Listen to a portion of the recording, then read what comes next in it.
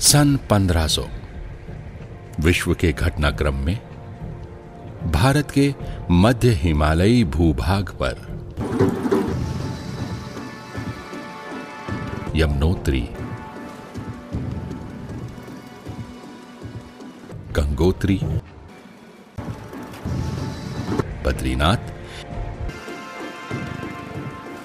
एवं केदारनाथ धामों सहित एक विस्तृत क्षेत्र, पंवार वंशीय गढ़वाल रियासत, जिसकी राजधानी थी चांदपुर गढ़ी,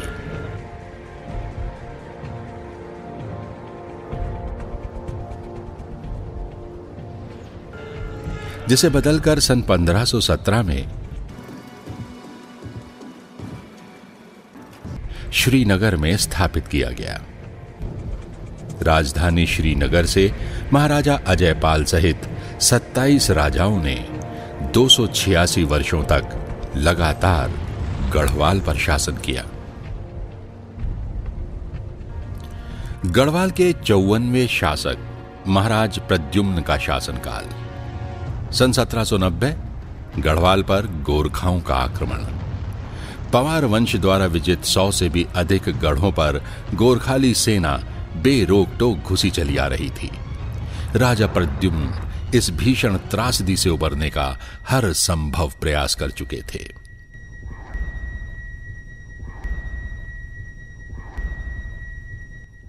सन 1803 में खुड़बुड़ा के रण में प्रद्युम्न शाह गोरखाओं से लड़ते हुए वीर गति को प्राप्त हो गए और इसके साथ ही समस्त गढ़वाल पर गोरखालियों का शासन स्थापित हो गया। राजा प्रद्युम्न के नाबालिग पुत्र सुदर्शन अपने पिता एवं रियासत के खोने के दुख में थे। इस घड़ी में उन्होंने भारत में वर्चस्व बना चुकी ईस्ट इंडिया कंपनी से मदद की गुहार लगाई। ब्रिटिश हुकूमत ने गोरखालियों को खदेड़कर सुदर्शन शाह की रियासत तो छुड़वाई, लेकिन इसके एवज में गढ़वाल के अलकनंदा पार का विस्तृत उपजाऊ क्षेत्र अपने कब्जे में ले लिया, जो कहलाया ब्रिटिश गढ़वाल। राजा सुदर्शन को जो भूमि मिली वो ऊबड़ खाबड़ और बंजर थी और बचे खुचे भूभाग में राजा अपने कारीगरों व सेना के साथ एक नई राजधानी की तलाश करते हुए धुनारों की बस्ती टिहरी आ पहुंचे।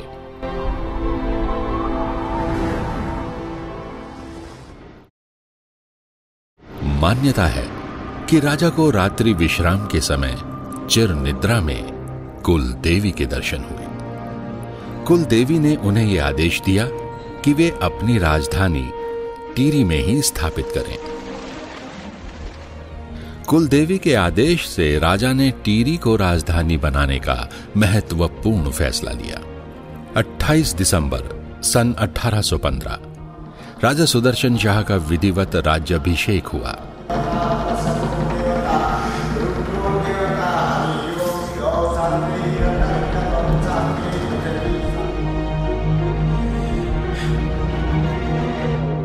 कारीगरों ने इस स्थान को कृषि योग्य बनाया, जिसके फलस्वरूप यह क्षेत्र एक बड़े उपजाऊ भूभाग के रूप में सामने आया और केदार खंड के धनुष तीर्थ व गणेश प्रयाग कहे जाने वाले टिहरी में रंग भरने लगे। 30 मकानों की नींव पड़ने के साथ साथ इस शहर में राजमहल का निर्माण प्रारंभ हुआ। आज के युग की तुलना में महज 700 रुपए में एक शहर की बुनियाद रखी गई, जिसमें पुराना दरबार भी शामिल था।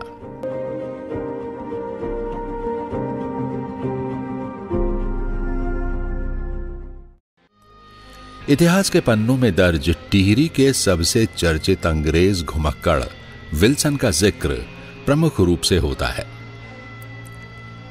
विल्सन ने टिहरी रियासत के उत्तरकाशी कहे जाने वाले भाग से लकड़ियां हरिद्वार ले जाने का ठेका टिहरी के राजा से ले लिया था। तब सड़कों और वाहनों की बेहद कमी थी और पहाड़ में तो सड़कों का होना तब स्वप्न जैसा था।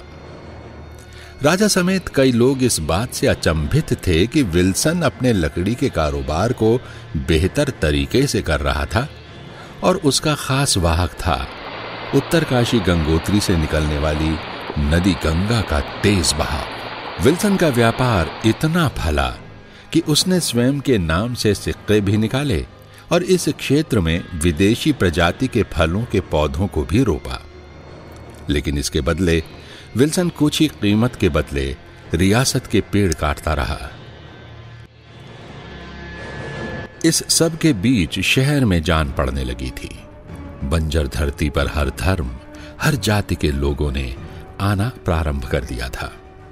कोई 4 धाम की यात्रा के दौरान यहां आया, तो कोई बसते शहर को देखने और कई व्यापार करने को, और इनमें से कई यहीं बस गए। कई नए मंदिर, मस्जिद, मदरसे और धर्मशालाएं टिहरी के अंग बन गए। मोती बाग जैसी कई सड़कें इसकी नसें,